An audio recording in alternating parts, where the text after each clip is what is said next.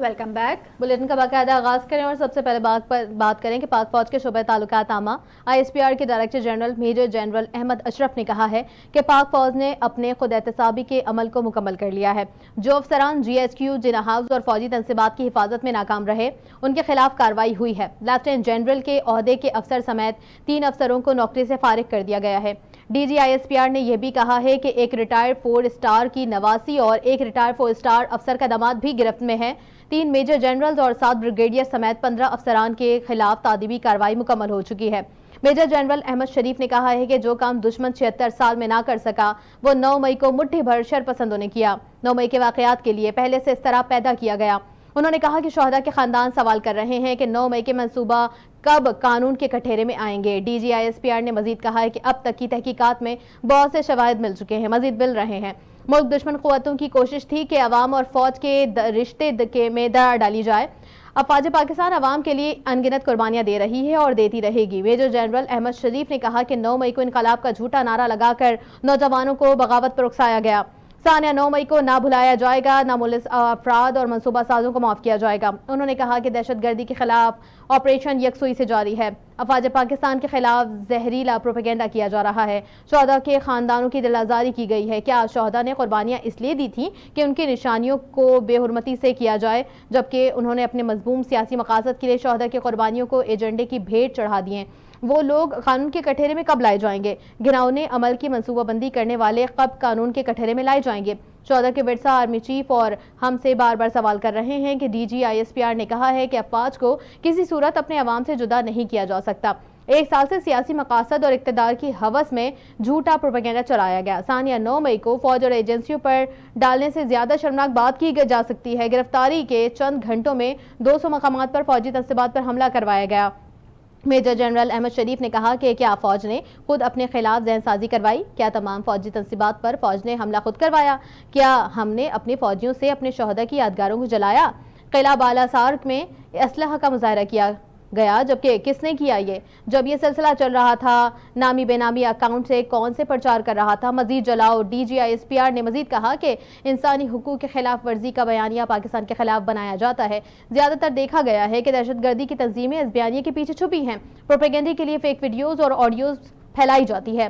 فوج کے خلاف سوشل میڈیا کو استعمال کیا گیا۔ پیسے کے ذریعے استعمال سے مخصوص لوگوں کے ذریعے بیانات دلوائے جاتے ہیں۔ انسانی حقوق تنظیموں اور NGOs کے بیانات دلوائے جاتے ہیں۔ کہلوایا جاتا ہے کہ پاکستان میں فوج ظلم کر رہی ہے۔ بیرون ملک تنظیموں کے پاس جا کر کہا جاتا ہے کہ پاکستان کی معاشی مدد بند کی جائے۔ انسانی حقوق کے خلاف ورزیوں کی آڑ میں جا کر واویلا مچایا جا رہا ہے۔ انہوں نے مزید کہا کہ ثبوت اور قانون کے مطابق سول کورٹس نے ان کیسز کو ملٹری کورٹس میں منتقل کیا ہے۔ ثبوت دیکھنے کے بعد قانون کے مطابق سول کورٹس نے یہ مقدمات ملٹری کورٹ بھیجے ہیں۔ ان تمام ملزمان کو مکمل قانونی حقوق حاصل ہیں۔ انہیں اپیل بھی حق ہے کہ ان ملزمان کو سپریم کورٹ میں بھی اپیل کا حق حاصل ہے۔ آرمی ایکٹ قانون اور آئین کی کئی دہائیوں سے حصہ ہے۔ انٹرنیشنل کورٹ آف جسٹس نے اس کو پوری جانچ کے بعد ویلیڈیٹ کیا ہے۔ سزا اور جزا انسانی معاشرے، مذہب اور آئین پاکستان کا حصہ ہیں۔ ہمارے لیے آئین پاکستان سب سے مقدم ہے۔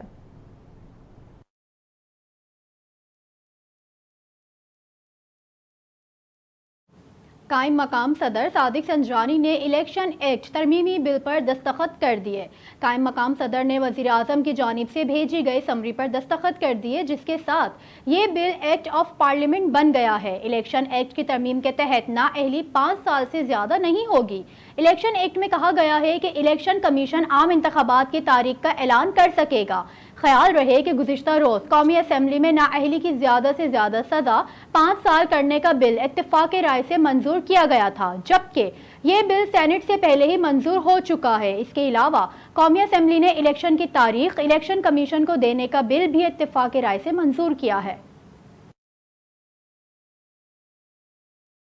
دوسری جانب اسٹیٹ بینک آف پاکستان نے بڑھتی ہوئی مہنگائی کے پیش نظر ہنگامی اجلاس کے بعد شرح سود 22% مقرر کرنے کا اعلان کر دیا۔ اسٹیٹ بینک آف پاکستان کے مطابق مانیٹری پالیسی کے حوالے سے ہنگامی اجلاس ہوا، جس میں مہنگائی کو مد نظر رکھتے ہوئے پالیسی ریٹ میں 100 بیسس پوائنٹس کا اضافہ کیا گیا ہے۔ ترجمان اسٹیٹ بینک کے مطابق اجلاس میں شرح سود 22% مقرر کی گئی ہے۔ اعلامیے میں بتایا گیا ہے کہ مانیٹری پالیسی کے اراکین کا خیال ہے کہ مہنگائی کے خطرات بنیادی طور پر مالی اور بیرونی شعبوں کے نئے اقدامات کی نفاذ کی وجہ سے ہے۔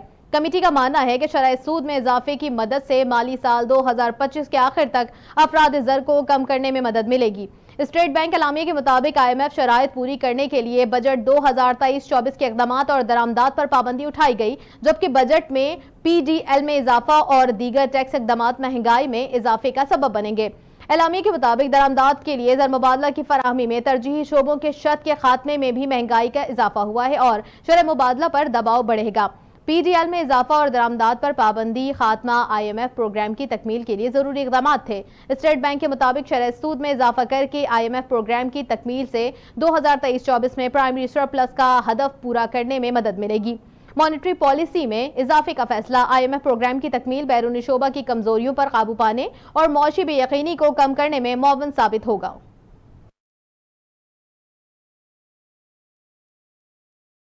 منی لانڈرنگ کیس میں سابق وزیر اعلیٰ پنجاب چودھری پرویز الہی کو جوڈیشل ریمانڈ پر جیل بھجوا دیا گیا۔ لاہور کی ضلع کچہری کے مجسٹریٹ نے منی لانڈرنگ کیس میں سابق وزیر اعلیٰ پنجاب چودھری پرویز الہی کے جسمانی ریمانڈ سے متعلق فیصلہ سنا دیا۔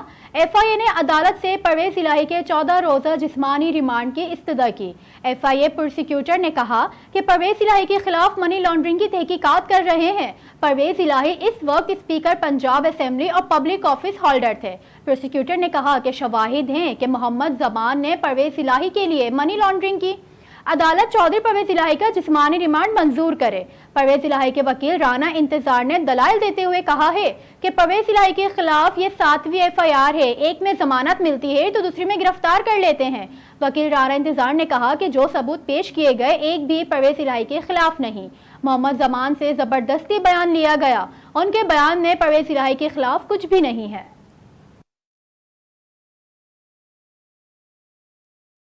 فوجی عدالتوں میں سویلینز کے ٹرائل کے خلاف درخواستوں پر سماعت کرنے والا سپریم کورٹ کا بینچ ایک بار پھر ٹوٹ گیا۔ جسٹس منصور علی شاہ نے خود کو بینچ سے الگ کر لیا۔ ان کا کہنا ہے کہ میں مزید اس بینچ کا حصہ نہیں رہ سکتا۔ جسٹس منصور علی شاہ کی علیحدگی کے بعد بینچ 6 ججز پر مشتمل رہ گیا۔ وفاقی حکومت نے جسٹس منصور علی شاہ پر اعتراض اٹھا دیا۔ اٹارنی جنرل منصور عثمان ایوان نے روسٹرم پر آ کر کہا کہ وفاقی حکومت نے جسٹس منصور علی شاہ پر اعتراض اٹھایا ہے۔ سماعت کے دوران چیف جسٹس عمر عطا بندیال نے اٹارنی جنرل منصور عثمان سے مکالمہ کرتے ہوئے سوال کیا کہ آپ چیف جسٹس منصور پر اعتراض جانبداری پر اٹھا رہے ہیں یا مفادات کے ٹکراؤ کی بنیاد پر؟ اٹارنی جنرل نے کہا وفاقی حکومت نے جسٹس منصور پر مفادات کے ٹکراؤ کی بنیاد پر اعتراض کیا ہے۔ آپ کو بتاتے چلیں انہوں نے مزید کہا چیف جسٹس نے اٹارنی جنرل سے مکالمہ کرتے ہوئے کہا کہ آپ پر عدالت کو اعتماد ہے، یہ ججز پر اعتراض کرنے کے تسلسل کی ایک کڑی ہے۔ پہلے حکومت نے بیچ کے تناسب کا معاملہ اٹھائے رکھا۔ چیف جسٹس پاکستان نے کہا کیا وزیر اعظم سے پوچھیں کہ کسی رشتہ داری کی بنیاد پر اعتراض کیوں اٹھایا گیا؟ جسٹس منصور علی شاہ بہت حساس ہیں۔ جسٹس منصور وہ انسان نہیں کہ ان کی رشتہ داری فیصلے پر اثر انداز ہو۔ سپریم کورٹ کو داغدار نہ کریں، تہذیب مت کریں۔ سپریم کورٹ کے چیف جسٹس نے کہا جس جج پر اعتراض اٹھایا جا رہا ہے ان کی اہلیت پر کسی کو شک نہیں۔ حکومت نے پہلے بھی اس قسم کے اعتراضات اٹھائے ہیں۔ الیکشن کیس میں 90 دنوں پر کسی نے اعتراض نہیں کیا، بس بینچ پر اعتراض کیا گیا ہے۔ تو دوسری جانب سینئر وکیل اعتزاز احسن نے سویلینز کے فوجی عدالتوں میں ٹرائل کے خلاف کیس سننے والا سپریم کورٹ آف پاکستان کا بینچ ٹوٹنے کے بعد اپنی خواہشات کا اظہار کر دیا۔ اعتزاز احسن نے مطالبہ کیا ہے کہ سپریم کورٹ الیکشن کا فیصلہ ماننے کے بجائے عدالت پر بہتان بازی کرنے والوں کو نااہل کرے۔ انہوں نے مزید مطالبہ کیا کہ سب پر 5-5 کروڑ روپے کے جرمانے کیے جائیں۔ اعتزاز احسن کا یہ بھی کہنا ہے کہ فیصلے کے خلاف بیان بازی کرنے والے سب افراد کو توہین عدالت کی سزا دی جائے۔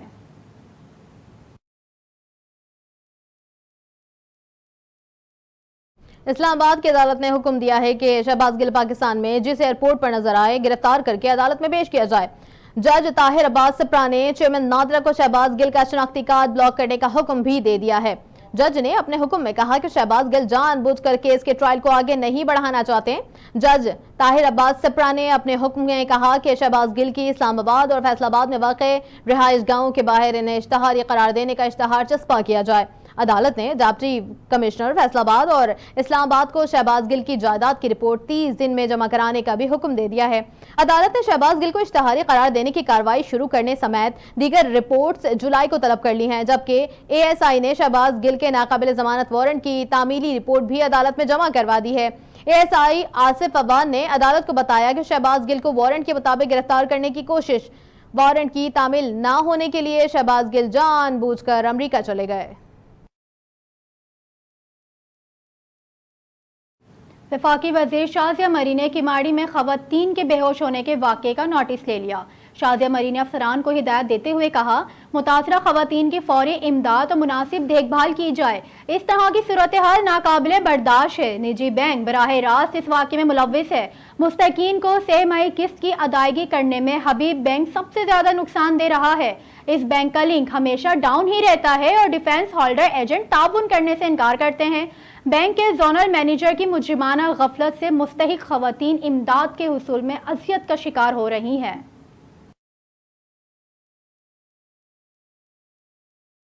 सूबाई वज़ीर शर्जीना मेमन की हिदायत पर इजाफी किराया वसूल करने वाले ट्रांसपोर्टर्स के खिलाफ कार्रवाइयाँ। कराची, मीरपुर खास, शहीद बेनज़ीराबाद, सखर, लाड़काना, ठट्टा में कार्रवाइयाँ हुई हैं। उमरकोट, थरपारकर, नौशहर फिरोज, खैरपुर, गोड के शिकारपुर में भी गाड़ियों की चेकिंग की गई है। महकमा ट्रांसपोर्ट की जानिब से 400 गाड़ियों की चेकिंग की गई है। मुसाफिरों की शिकायत पर ट्रांसपोर्टर्स पर मजमूई तौर पर 2,47,000 के जुर्माने भी आयद किए गए हैं। मुसाफिरों को इजाफी किराए की रकम 4,13,400 वापस कराई गई है। कराची में 41, मीरपुर खास में 43, शहीद बेनज़ीराबाद में 25, सखर में 47 गाड़ियां चेक की गई हैं। लाड़काना में 48, ठट्टा में 26, उमरकोट में 20, थरपारकर में 20, नौशहर फिरोज में 12 गाड़ियों की चेकिंग की गई है। खैरपुर में 35, घोटकी में 55, शिकारपुर में 28 गाड़ियों की चेकिंग करते हुए कार्रवाइयां की गई हैं। वज़ीर ट्रांसपोर्ट इत्तलात शर्जीना मेमन ने कहा है कि ईद के मौके पर मुनाफाखोरी करने वाले ट्रांसपोर्टर्स के खिलाफ कार्रवाइयां की जा रही हैं। मुसाफिरों को ट्रांसपोर्टर्स के रहमो करम पर नहीं छोड़ा जाएगा। किसी को भी मुसाफिरों के साथ नाइंसाफी की इजाजत नहीं दी जाएगी।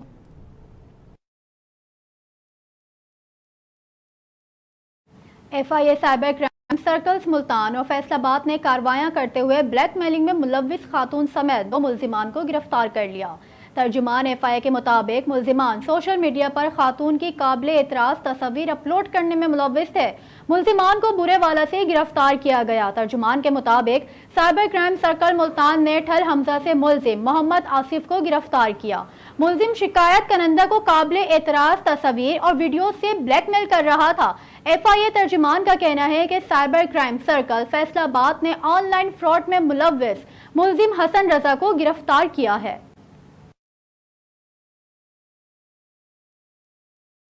गवर्नर सिंध कामरान टिसोरी ने कराची में किसी भी किस्म के हादसे में शहीद या कत्ल होने वाले अफराद के घर वालों की दाद रसी के लिए ईद उल अज़हा के मौके पर बकरे तकसीम करने का ऐलान किया है। गवर्नर सिंध कामरान टिसोरी ने ईद उल फितर के मौके पर खवातीन के लिए मेहंदी लगाने और उनमें चूड़ियां तकसीम करने का एहतमाम किया था और अब ईद उल अज़हा के मौके पर उन्होंने बकरे तकसीम करने का ऐलान किया है। कामरान टिसोरी की जानिब से वीडियो बयान में कहा गया है कि कराची में हर कौम और हर जबान का बोलने वाला रहता है और ऐसे बहुत से खानदान होंगे जिनके वालिदैन या वालिद किसी हादसे में शहीद हो गए हो या गोली मार दी गई हो, तो उनके घर ईद पर बकरे कौन लाएगा। गवर्नर सिंध का कहना था कि आज मैं ऐलान कर रहा हूं, ऐसे तमाम अफराद जिनके घर का बड़ा किसी हादसे में शहीद हो गया या इसे गोली मार दी गई है, तो वो आए, अपना नाम लिखवाएं और हम इन्हें एक एक बकरा जरूर देंगे। उनका कहना था कि जिन लोगों के वालिद या वालिदैन इस दुनिया से चले गए, हम उनकी कमी तो पूरी नहीं कर सकते, लेकिन किसी हद तक ईद की खुशियां मनाने में उनका साथ तो दे ही सकते हैं। कामरान टिसोरी का कहना था कि मौजूदा मौशी सूरत हाल में मुतवस्त तबके की भी कमर टूट चुकी है, लिहाजा हम गरीब खानदानों के साथ मुतवस्त तबके से ताल्लुक रखने वाले अफराद को भी अकेला नहीं छोड़ेंगे और 20,000 खानदानों में राशन भी तकसीम करेंगे। मेयर कराची बैरिस्टर मुर्तजा वहाब की ज़ेर सदारत शहरियों के मसाइल के हवाले से इजलास हुआ। Chairman TMCs waste, salt waste management board, water board और डिप्टी कमिश्नर वेस्ट को ज़रूरी इक़दामात की हिदायत दी गई।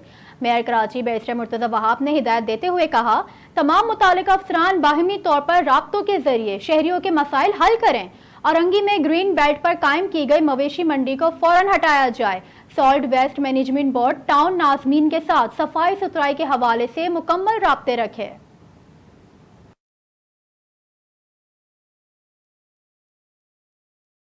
टिकटॉकर हरीम शाह ने कहा है कि मैं जिन सियासतदानों की वीडियोस लीक करती हैं वो इसी काबिल हैं। लाहौर प्रेस क्लब में मीडिया से गुफ्तगू करते हुए हरीम शाह ने कहा, वीडियो लीक से मुतालिक जिसने मुझ पर केस करना है कर ले, मुझे किसी का खौफ नहीं, अभी मुल्क में हूँ और मुकाबला करूंगी।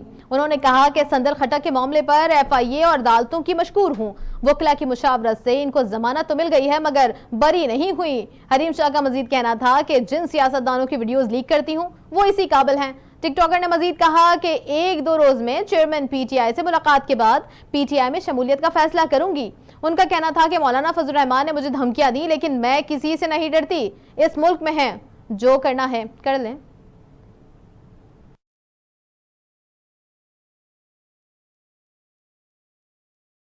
تو دوسری جانب سندر کھٹک کا کہنا ہے کہ حریم شاہ نے ان کے منہ پر تیزاب پھینکنے کی دھمکی دی ہے۔ سندر کھٹک نے کہا کہ حریم شاہ کے ساتھ دوستی بہت کم وقت کے لیے تھی، حریم کی ویڈیو کس نے لیک کی وہ خود پتہ لگائیں۔ انہوں نے کہا کہ اللہ کا شکر ہے میری کوئی ویڈیو حریم شاہ کے پاس نہیں ہے، لیکن حریم نے مجھ پر تیزاب پھینکنے کی دھمکی دی ہے۔ سندر کھٹک کا کہنا تھا کہ کسی بھی آڈیو ویڈیو لیک ہو جاتی ہے تو حریم شاہ میرا ہی نام لیتی ہیں۔ فیاض الحسن چوہان سے ملاقات سے متعلق بات کرتے ہوئے سندر کھٹک نے کہا، فیاض چوہان کو میں نہیں جانتی تھی، مجھے حریم شاہ لے کر گئی تھی، انہوں نے ہمیں کھانے پر بلایا تھا۔ ٹک ٹاکر نے مزید کہا کہ فیاض چوہان کے دفتر میں کھانا کھایا، ویڈیو بنائے، کوئی غیر اخلاقی بات نہیں ہوئی، اور میں اس کے علاوہ کسی سیاستدان سے نہ ملی ہوں اور نہ ہی جانتی ہوں۔ سعودی عرب میں مناسک حج کا آغاز ہو گیا۔ گزشتہ روز مسجد الحرم میں لاکھوں عازمین حج نے منا روانگی سے قبل طواف ادا کیا۔ منا میں عازمین حج کے لیے خیموں کی بستی آباد ہو گئی۔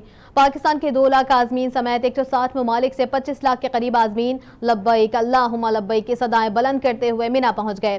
عازمین آج رات منا میں ہی قیام کریں گے اور منگل کو نماز فجر کی ادائیگی کے بعد منا سے میدان عرفات روانہ ہوں گے۔ حج کا رکن اعظم وقوف عرفہ منگل کو ادا کیا جائے گا۔ حاجی مسجد نمرہ میں خطبہ سنیں گے اور ظہر اور عصر کی نمازیں قصر کر کے پڑھیں گے۔ دن بھر ذکر اذکار کریں گے اور جبل رحمت پر جا کر اپنی امت مسلمہ کی بخشش کے لیے دعائیں کریں گے۔ سورج غروب ہوتے ہی حاجی مزدلفہ چلے جائیں گے، جہاں مغرب اور عشاء کی نمازیں پڑھیں گے۔ رات کھلے آسمان تلے گزاریں گے، یہاں سے ہی شیطانوں کو مارنے کے لیے کنکریاں جمع کریں گے۔ 10 ذی الحج صبح فجر کے بعد واپس منا چلے جائیں گے، جہاں رمی جمار یعنی شیطان کو کنکریاں ماریں گے۔ قربانی کے بعد حاجی احرام اتار دیں گے اور خانہ کعبہ جا کر طواف زیارہ کریں گے اور واپس منا جا کر ایام تشریق گزاریں گے۔ سعودی جنرل اتھارٹی برائے شماریات کے اعداد و شمار کے مطابق اب تک حج کے لیے آنے والے عازمین کی تعداد 24 لاکھ سے تجاوز کر چکی ہے۔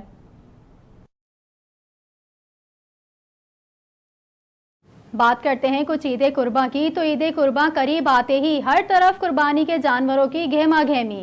اس دوران گلیوں محلوں بیلوں کی رسی تھامے نوجوانوں کی بڑی تعداد نظر آتی ہے۔ یہ رونق بعض اوقات حادثات کا سبب بھی بن جاتی ہے۔ تاحال ہی میں کراچی میں قربانی کے لیے لائے بھاری بھرکم بیل کی پھرتی نے ڈی ایچ اے فیز 6 میں شہریوں کی دوڑیں لگوا دیں۔ سوشل میڈیا پر کراچی کے علاقے ڈی ایچ اے کی ایک ویڈیو وائرل ہو رہی ہے جس میں سڑک پر بھپرے بیل کو بھاگتے ہوئے ریسٹورنٹ میں گھستے دیکھا جا سکتا ہے۔ ویڈیو میں بیل کو ریسٹورنٹ کے گیٹ سے بآسانی اندر گھستے اور پھر چند افراد کو بیل کے باہر نکلتے دیکھا جا سکتا ہے۔ اس کے حوالے سے نجی میڈیا سے گفتگو کے دوران ریسٹورنٹ کے مالک نے بتایا کہ ملزم نے بیل ریسٹورنٹ کی جانب آتے دیکھ کر شیشے کا دروازہ بند کرنے کے بجائے کھلا رکھ کر عقل مندی کا مظاہرہ کیا۔ واقعے کے دوران ریسٹورنٹ میں موجود کسی بھی شخص یا سامان کو نقصان نہیں پہنچا۔